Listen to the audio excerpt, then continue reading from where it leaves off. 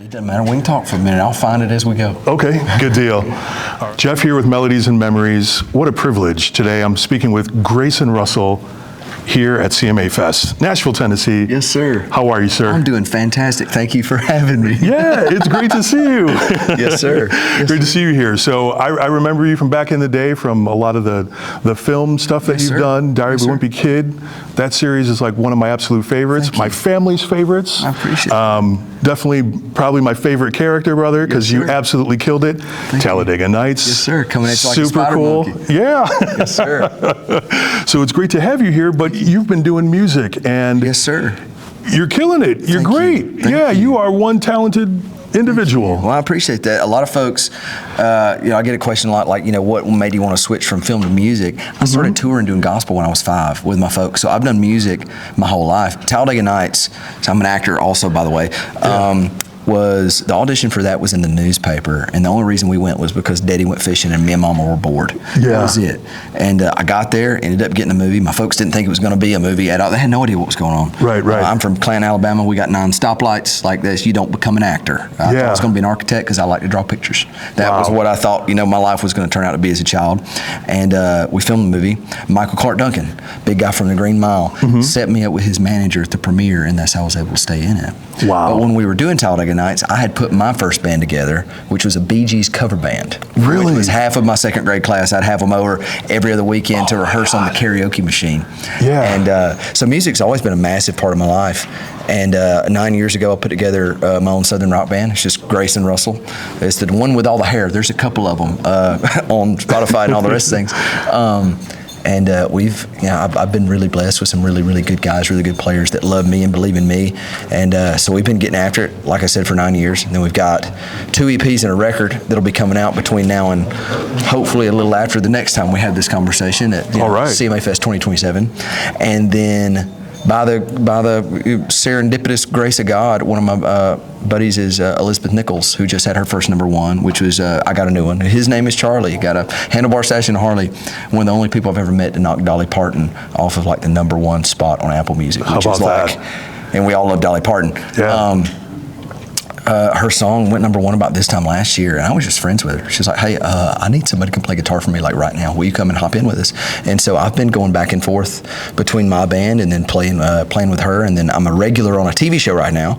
It's called Blue Ridge, the series. It's on Amazon. Oh, very cool. And James Maslow is involved with that too. Maslow is involved in it. He's done How you've about done that? your homework. This is crazy stuff, man. Yeah, all this. I've been very blessed. The last film that I did got nominated for an Oscar. It was a movie with Tom Hanks called Greyhound. I had a shaved head for it. And I've got a couple things I'm prepping and a couple things I'm working on producing and developing. It's cool for me. It gets a little different. On the songwriting side, for me, is a little difficult because the easiest way to explain it, sorry, you didn't ask for all this. Oh, no, you're good. No, I did. The easiest way to explain it is when you see a musician in a film or a songwriter in a film, you know them as a storyteller. So when I see Tim McGraw on Yellowstone or 1883, it doesn't faze me because I know him as a storyteller. Yeah. But if I want to go see Billy Bob Thornton in concert, I can watch Landman at home. Does that make sense? So for me, when I'm writing my music, if it starts turning the direction, if it isn't my own story, I tell other people's stories on a camera. And so keeping those two worlds separate is a very kind of fine line for me, but it's not acknowledging the film side. Whenever our stuff really started taking off, I tried to pattern a lot of it after Hank Williams Jr. because he was really good about coming in and saying, hey, I understand that y'all all know me because of who my father was. No different than most of these people know me from what I did with Talladega Nights. And I'm so grateful the doors that's opened. But it's up to me to keep it open, and so we'll certainly acknowledge that and give it its due diligence because that's the whole reason, I was initially allowed in these spaces. Yeah. But I've been very blessed and been surrounded with a lot of really good people that, help me, perfect my craft, even though it's something I've been doing longer than I've been doing film. So it's a different ball game. But I enjoy it. I love it. I mean, it's the only time that, I get to be me. I play somebody else on camera, and there's not another job I can have where I can get yelled at by Tom Hanks. and put myself through school so my folks don't have to. Not another job in the world I can have where I can do that. And we get nominated for an Oscar, by the grace of God. Right. But I was never a signalman second class in World War II in the Navy.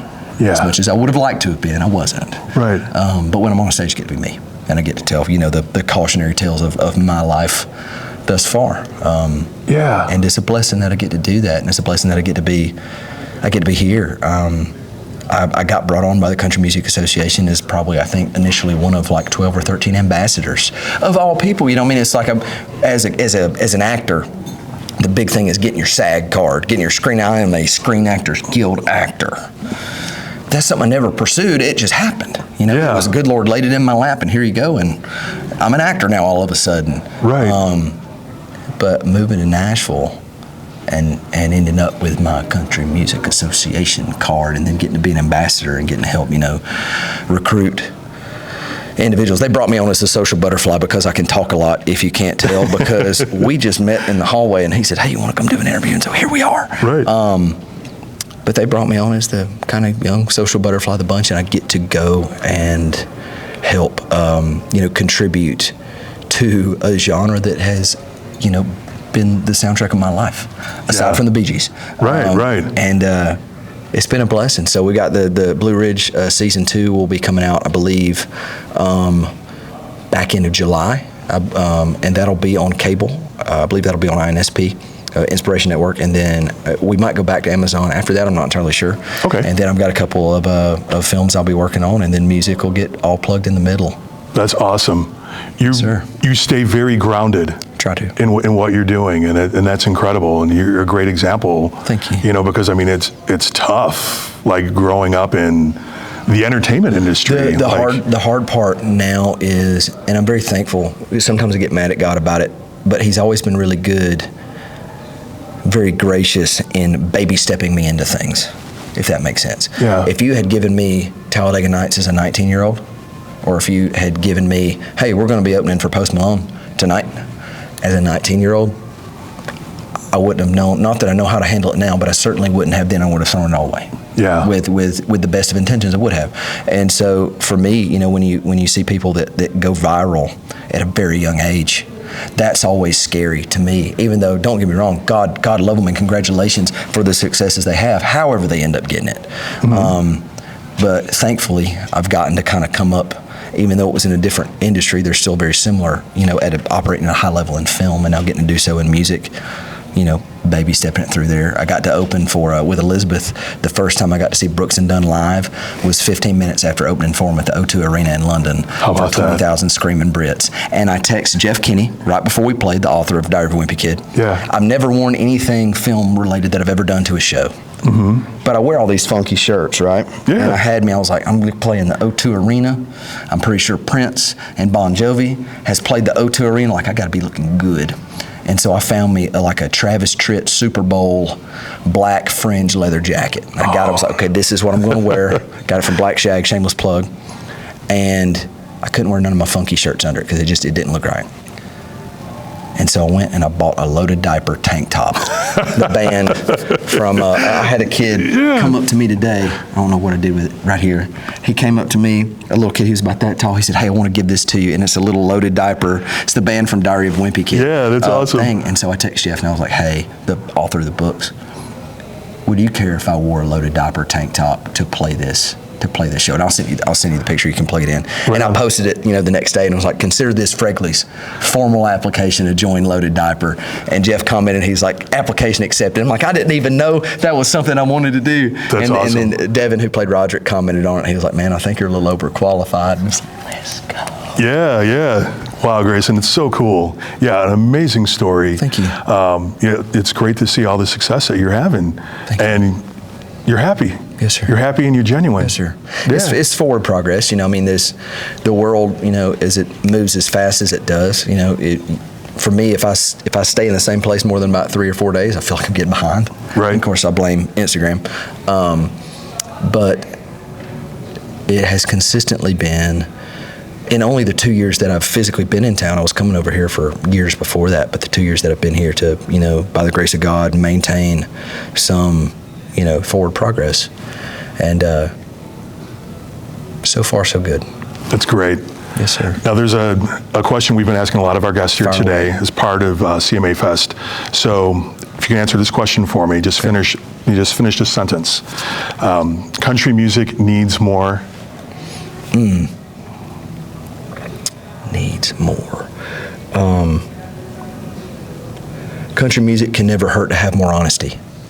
I think it's the aside from maybe blues, it's a very honest genre. I think that's what sets it apart from many other genres. I mean, because even with like gospel or CCM, you can sugarcoat it a little bit. I think country music is the last kind of remaining bastion that you can do it. And like whenever I think Morgan Wallen came on the scene and like Post started doing country music, and it wasn't your traditional George Strait, Alan Jackson. I know a lot of us coming up thought like, this is Satan incarnate. Like, what are they doing to our genre?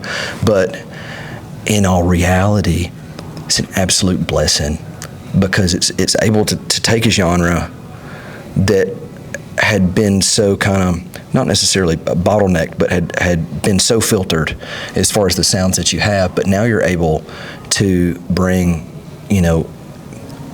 sounds from other genres, even though it's not, fiddling the band, but you're able to take, and I feel like it's done a lot of personal good in the hearts of a lot of pop artists, because they won't bring as much of the temperament of the sex, drugs, and rock and roll. You can't do that here. Right. You can, yeah. But it's got to be presented in a certain way, and it's far more, country music to me has now moved far more from context to the content. At this point, we don't care how you package it, but we care about what you're packaging. And you get to be so incredibly honest in this genre, and it can be as much bumping 808 as you like, or it can be on mandolins. And hindsight's 2020. As a kid, when Jason Aldean came out, I was like, who is this? Now, of course, I love him, but I was like, what's he doing? George Strait. And now I love his music, and I'm so thankful for what they've all, contributed to the genre. And I think we can always stand to have as much honesty as possible, because that's what keeps, in my opinion, country music. Because however you play it, as long as you keep it grounded, that's fine. That's fine by me.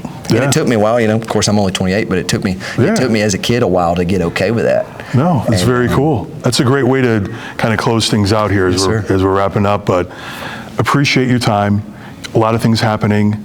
If people are looking to follow you and look at all these things that you're doing and keep up with the pace that you have, where can they follow you and find what you have going on? So all my socials, it's Grayson C. Russell, Grayson C.